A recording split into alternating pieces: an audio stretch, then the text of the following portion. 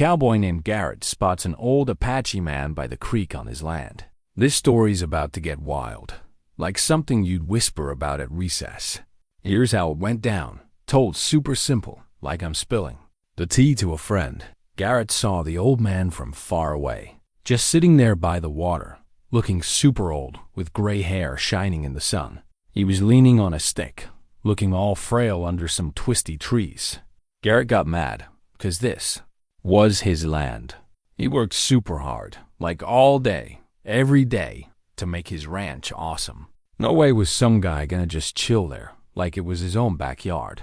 Garrett rode his horse closer, getting madder. The old man didn't even look up like he thought he belonged there. Garrett jumped off his horse, boots hitting the ground hard. The old man finally looked at him, his eyes super wise, like he'd seen everything. But Garrett only saw someone who didn't belong. "You're on my land, old man," Garrett said, his voice loud in the quiet afternoon. "This is my place." The old man didn't even blink. He just pointed at the creek, where water sparkled over rocks. "Water's for everyone," the old man, named Joseph Redhawk, said super calmly, his English clear but careful. "I didn't mean to cause trouble. I don't care," Garrett snapped. "You can't just show up here 'cause you're thirsty. There's a town 5 miles away with a well." Garrett remembered scary stories from when he was a kid about fights, stolen animals, and worse. This old guy looked harmless, but Garrett wasn't falling for it. "Indians cause trouble," he thought. "I'll leave," Joseph said, trying to stand with his stick. His legs shook like he might fall. Garrett watched, getting annoyed. Part of him thought he should help, but he was too stubborn and a bit scared. "If I'm nice to one, more will show up," he worried. "Hurry up," Garrett said, arms crossed. "And don't come back." But then, whoops, Joseph's stick got caught on a root, and he fell hard, yelling as he hit the ground. Garrett froze, staring at the old man, who wasn't moving. He felt torn. Part of him wanted to just let the guy leave, but his mom's voice in his head talked about being kind. That moment of thinking changed everything. Far away, Joseph's son, Thomas Redhawk, noticed his dad was missing. And Thomas never went looking alone. Back at the creek, Joseph was still on the ground, a little blood on his forehead from hitting a rock. His breathing was weak, eyes closed. Garrett panicked, thinking, "A hurt old man on my land? Big trouble." The town sheriff would ask questions, and if Joseph's family came looking, they'd find him here. "Hey, you okay?"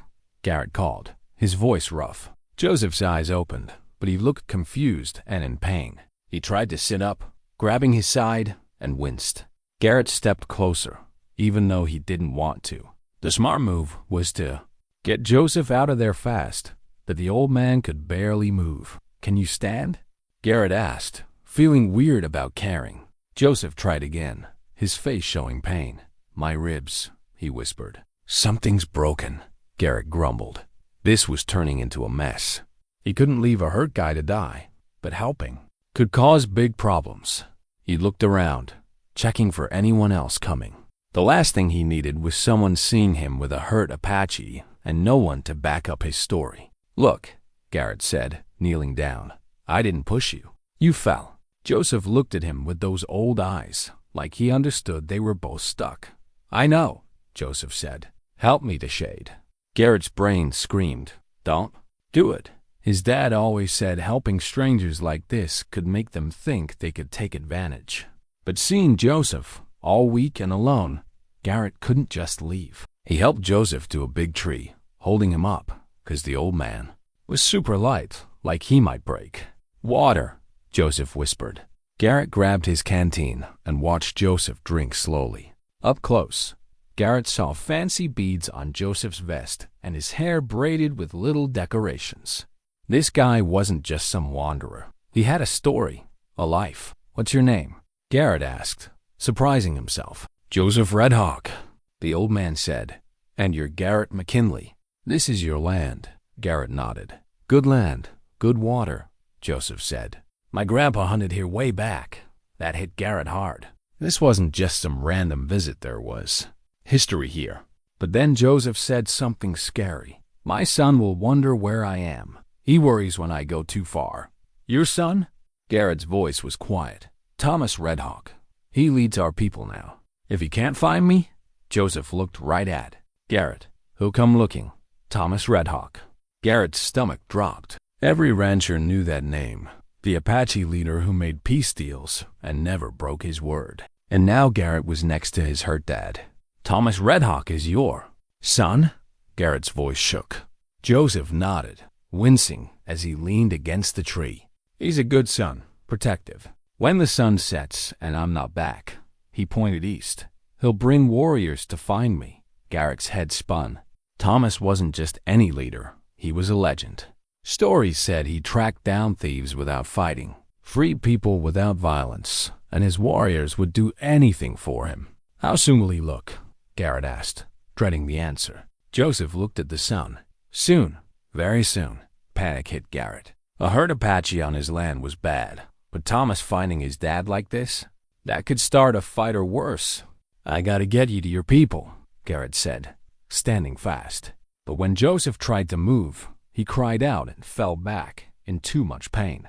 Can't ride, Joseph gasped. Ribs, maybe lung. Garrett stared, freaking out. He couldn't move Joseph without hurting him more, but leaving him wasn't an option either. Then he heard horses, lots of them, coming fast. Too many for just travelers. Joseph heard it too, his eyes meeting Garrett's with a look almost like he felt sorry for him. They're here, Joseph whispered. Garrett grabbed his rifle, hands shaking, checking his 6 bullets. No way he could fight a whole group, but he wasn't going down easy. The hoofbeats got louder, organized, like a team with a plan. Dust clouds rose as 8 Apache warriors appeared over the hill, led by a man who looked like he owned the world, Thomas Red Hawk.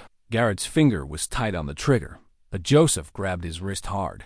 No, the old man whispered. Point that at my son, and nothing can save you. The riders slowed, horses snorting. Thomas jumped off his horse, spotting his dad under the tree. His eyes weren't wild, but they were scary calm, but ready to explode. Thomas was younger than Garrett thought, maybe 45, with long black hair, and scars that showed he'd fought and won. He wore Apache clothes mixed with cowboy gear, a knife on his belt that looked well used. Father, Thomas said in Apache, his voice sharp.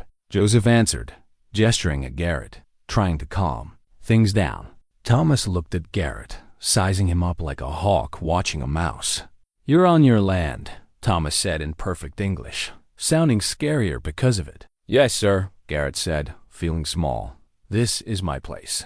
And my father was trespassing. Garrett nodded, unsure what was next.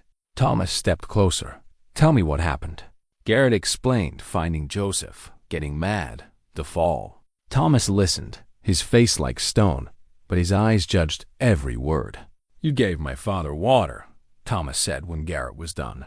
Well, yeah, he was hurt, Garrett said. But first, you told him to leave. Garrett felt his face get hot.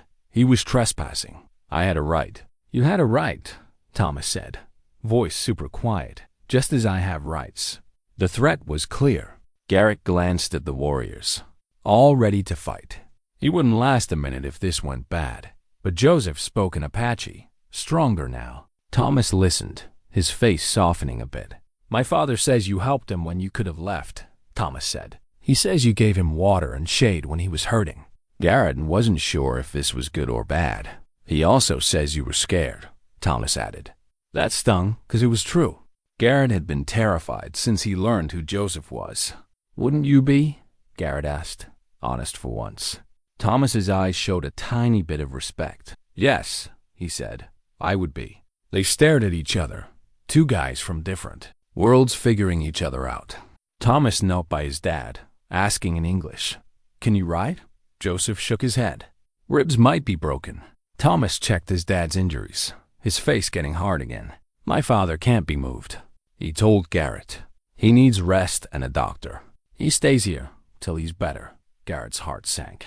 An Apache staying on his land for who knows how long. His neighbors would talk, and the sheriff might get nosy. How long? Garrett asked. Thomas's smile was cold. As long as it takes. The sun was hot as Thomas's words hit Garrett. This could take weeks. People would gossip, and his ranch could be in trouble. "Hold on," Garrett started, but Thomas's look shut him up. "My father's hurt on your land," Thomas said, like it was final. "Your laws and ours say you're responsible." "I didn't hurt him," Garrett said. "He fell." "True," Thomas said. "But here we are." Garrett couldn't argue.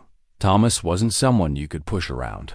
"I've got a ranch to run," Garrett tried. "Cattle to take care of." "You'll have help," Thomas said. "Help?"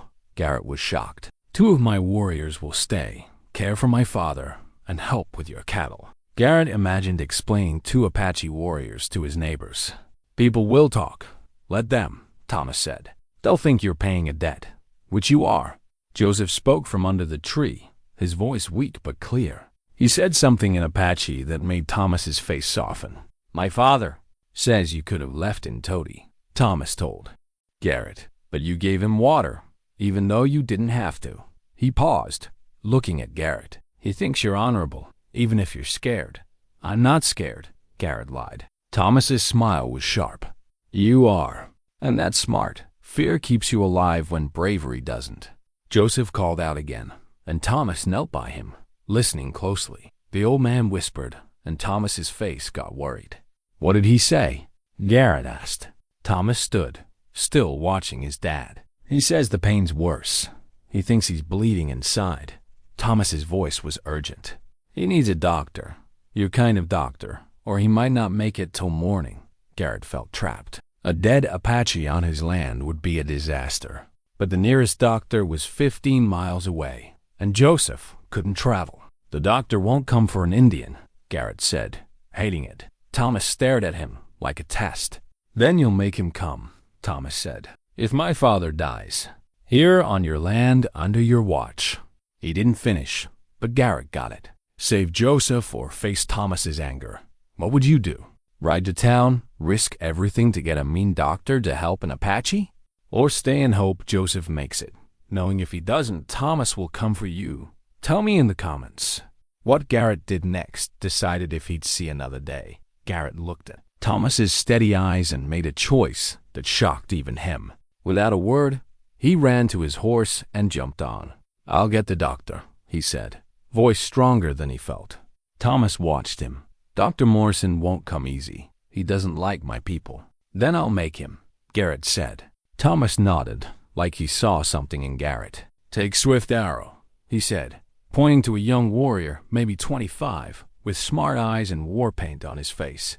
He got off his horse smoothly. "That might make it worse," Garrett said, not sure why he cared about the doctor. "Or it might make him honest," Thomas said.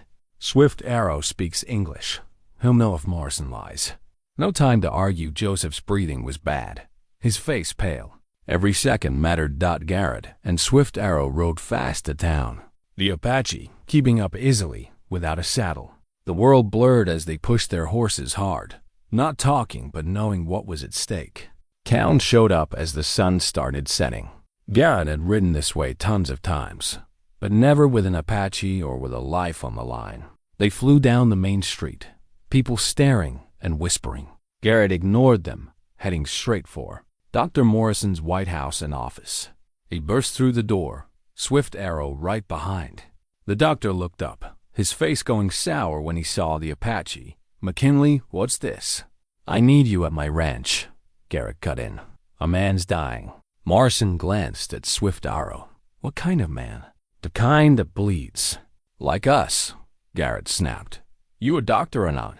"I don't treat Indians," Morrison said, flat. Swift Arrow stepped up, his voice clear. "The man is Joseph Redhawk, our respected elder. His son, Thomas Redhawk, leads warriors who don't forget insults." Morrison went pale. Everyone knew Thomas's name and his power. "You're threatening me," Morrison whispered. "I'm explaining," Swift Arrow said calmly. Garrett was stuck between two worlds. But seeing Morrison scared, he knew fear might work. "Doc," Garrett said, "Joseph's dying on my land. If he dies, Thomas will blame me. And if he blames me, he let that sink in." Morrison got it.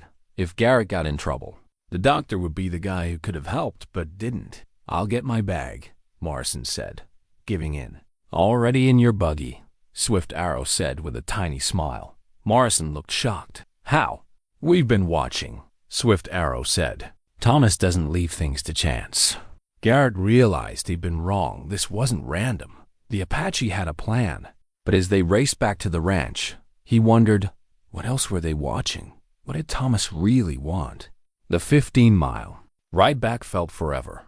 Morrison sat stiff in his buggy, scared but acting professional. Swift Arrow rode beside them, a reminder of what was at stake. At the creek, things had changed. The warriors had built a little shelter with branches and Garrett's blankets, keeping Joseph shaded and safe. Thomas was by his dad, talking softly, checking his breathing. Morrison walked up slow, gripping his bag. Joseph's skin was waxy, his breathing weak. I need to check him, Morrison said. Thomas nodded, talking to his dad in Apache. Joseph looked at the doctor, calm but proud.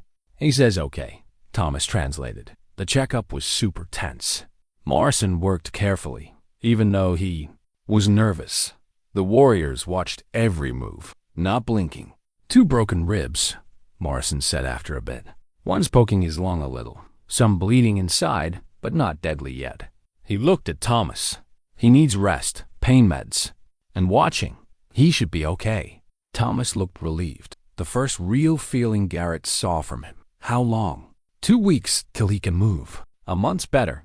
Thomas nodded, then turned to Garrett. You heard him. My father stays here. Morrison packed up fast, ready to go.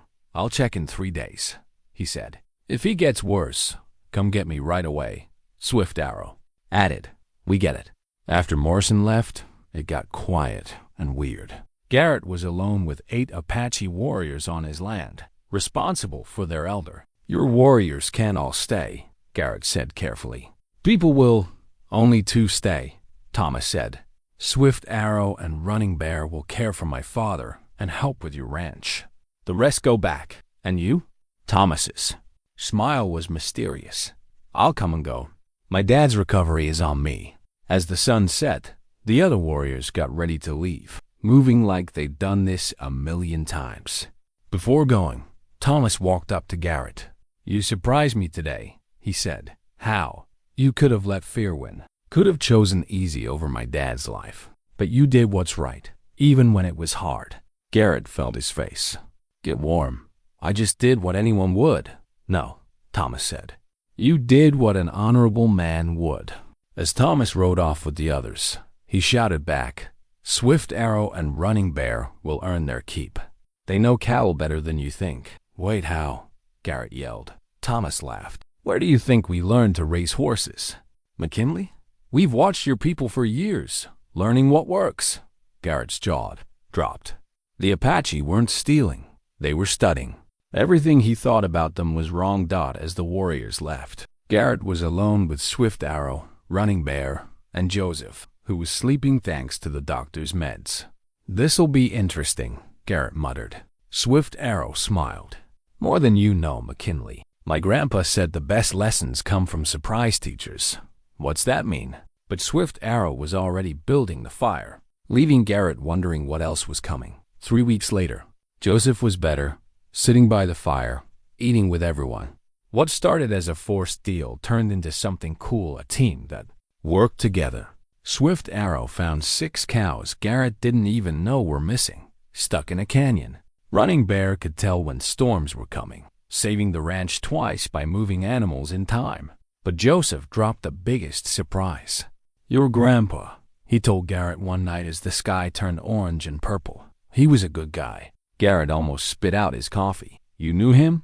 Joseph nodded. In 1862, during a drought, he let our people water horses here. Didn't ask for anything. Said water's for everyone. That's what Joseph said when Garrett found him. It wasn't random. He came back to a place of kindness. My dad never told me, Garrett said. He was young, scared of stories about us, Joseph said. But your grandpa judged people by what they did, not who they were. Thomas showed up then, checking on his dad like he did every night. Garrett started liking these visits. How you feeling, father? Thomas asked in English, 'cause Garrett was learning some Apache words. Strong enough to go home, Joseph said. But I like this company. Thomas looked at the fire, at Swift Arrow and Garrett planning a cattle drive, running Bear, teaching Garrett about clouds. He nodded, like he approved. Maybe it's time to talk about the future, Thomas said. Garrett's stomach nodded. He knew this was coming, but it scared him. Things would go back to normal alone and full of old grudges. What future? He asked. Thomas sat across from him, serious. The government's planning stuff, railroads, mines, new towns. They'll change everything. Old fights won't help us. We need friends who know working together beats fighting. Swift Arrow looked up. Thomas is offering a real partnership. McKinley. What kind? Garrett asked, but he kinda knew. Your land's near our winter fields, Thomas said. Your cows could use our grass in dry times. Our horses could learn from your breeding tricks. Together, we'd be strong. When the railroad guys come, it was a big offer, better than Garrett deserved, but it made sense. Alone, he'd be easy to push around. With all ice, he'd be safe. People in town won't like it, Garrett said. They'll get over it, Thomas said, sure, or they'll miss out while we do well. Joseph stood, almost healed. My, Grandpa said a man's true self shows in how he treats people who aren't like him. He looked at Garrett. You've shown who you are these weeks. Garrett felt the moment's weight. This was a chance to be part of something big, something that could change things. If we do this, Garrett said, we do it right. Equal partners, shared choices, respect. Thomas held out his hand. Garrett shook it, feeling Thomas's strength, like any rancher's. Equal partners, Thomas said. That night, by the fire under stars, they planned their future. Garrett thought about how he'd started that day alone, suspicious of anyone different. Now, he was part of a family he never expected. Nightbirds sang in the dark, reminding him the best things come from surprises.